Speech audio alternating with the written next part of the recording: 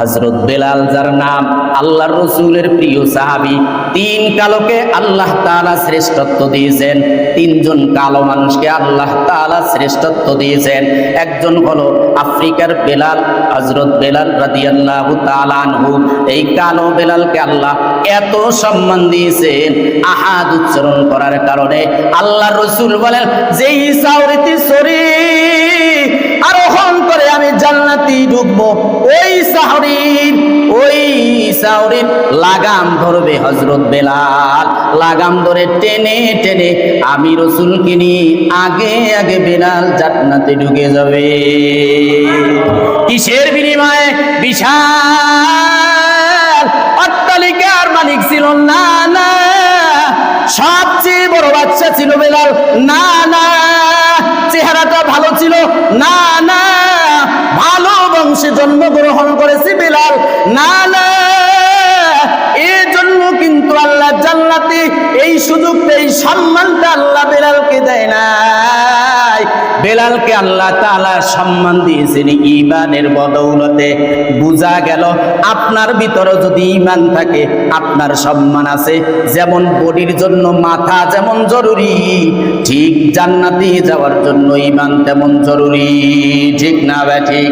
ঈমান বিসর্জন দেওয়া যাবে না, সম্পদের সামনে ঈমান বিসর্জন দেওয়া যাবে না, দুনিয়ার টাকার সামনে ঈমান বিসর্জন দেওয়া যাবে না। 3 কালোকে আল্লাহ শ্রেষ্ঠত্ব দিয়েছেন, মর্যাদা দিয়েছেন, সম্মানিত বানায় দিয়েছেন। এর মধ্যে একজন হলো কৃতিদাস গোলাম হযরত বেলাল রাদিয়াল্লাহু তাআলা আনহু।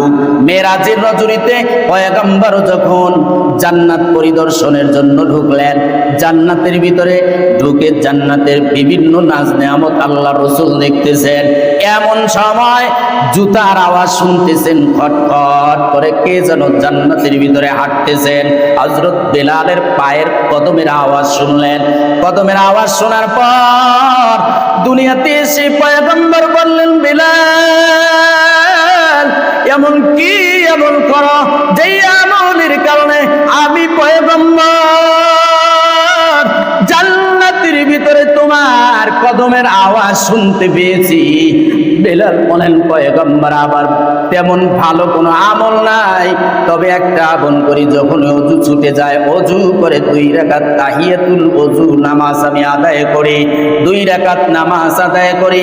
আল্লাহর রাসূল বলেন, এই আমলের বদৌলতে আমি পয়গম্বর জান্নাতের ভিতরে তোমার কদমের আওয়াজ শুনতে পেয়েছি। একজন বেলাল, কালো বেলাল, যার কোনো সম্মান দুনিয়াতে মানুষের কাছে নাই, কিন্তু আমি আল্লাহর কাছে এত সম্মান।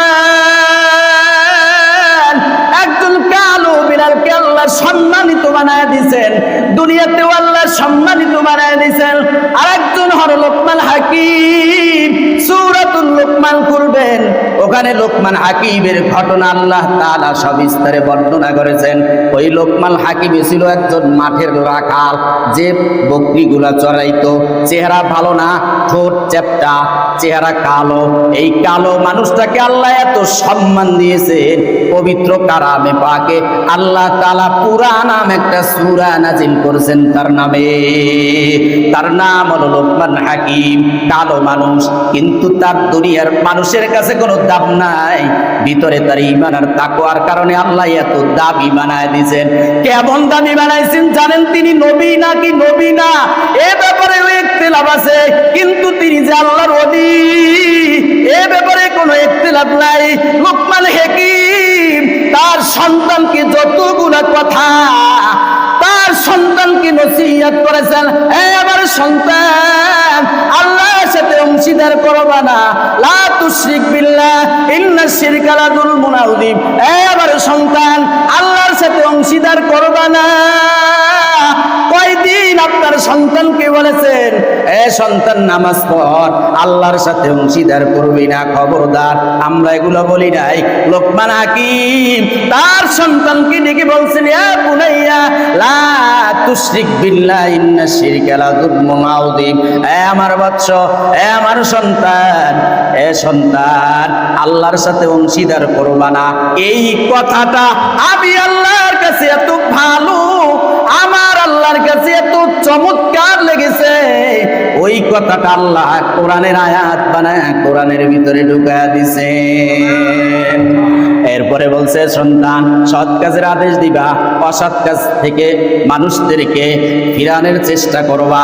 জমিনে যখন সন্তান চলবা, অহংকার নিয়ে চলবা না, আওয়াজ করে চলবা না, অহংকারী করবা না। যতগুলা তার সন্তানকে উপদেশ দিয়েছেন আল্লাহ তাআলা তার কথাগুলোকে কোরআনের আয়াত বানাইয়া সূরা বানাইয়া দুনিয়াতে আমাদের জন্য উপদেশ স্বরূপ রেখে দিয়েছেন। সুবহানাল্লাহ। 2 নাম্বার কাল লোকমান হাকিম, কোন সম্পদ নাই, অট্টালিকার মালিক নাই, কিন্তু ঈমানের বদৌলতে আল্লাহ তাআলা তাকে কোরআনের মতন কিতাবের ভিতরে জায়গা দিয়েছেন। এও জান্নাতি। 3 নাম্বার, হযরত ওমরের একজন কালো গোলাম ছিল যার নাম মাহজাব সম্ভবত। উনিও ছিল কালো গোলাম, উনিও ছিল গোলাম, কিন্তু ওনার চেহারাটাও ভালো ছিল না। জান্নাতের মাঝখান থেকে ওনাকে আহ্বান করা হবে। সুবহানাল্লাহ বলেন। তাহলে ঈমানের কারণে আল্লাহ তাআলার কাছে অনেক দাম। ও আল্লাহর গোলামেরা, আল্লাহর কাছে যদি দামি হতে চান তাহলে দুনিয়ার জিন্দেগিতে ঈমান নামককে এমন ভাবে আঁকড়ে ধরতে হবে যে দুনিয়ার যত তুফানি আসুক না কেন, বাতিলদের যত তুফানি আসুক না কেন, আমার ঈমান বিসর্জন দেওয়া যাবে না। এই জমিনে কাদিয়ানীদের অনেক তুফান আছে, এই তুফান থেকে নিজের ঈমানকে হেফাজত করতে হবে। এই জমিনে আহলে হাদিস নামক বাতিল ফিরকার তুফান আছে, ওই তুফান থেকে আমাদের ঈমানকে হেফাজত করতে হবে। এরকম বাতিল ফিরকা যত, হিজবুত তাওহীদ নামক বাতিল ফিরকা, এই বাতিল ফিরকাও থেকে আবার ঈমানকে হেফাজত করতে হবে। এই যত তুফান আছে, এই তুফান থেকে আমার ঈমান আমলকে যদি আমি হেফাজত করে কবরে যেতে পারি তাহলে জান্নাত নিশ্চিত। আর যদি দুনিয়ার জিন্দেগিতে বাতিলদের সামনে ঈমান বিসর্জন দিয়ে দেন, আমল ছেড়ে দেন, তাহলে কবর জগৎ থেকে আপনি হ্যান্ডকাপ পড়ে যাবে, আপনি সেখানে গ্রেফতার হয়ে যাবেন। হযরত বেলাল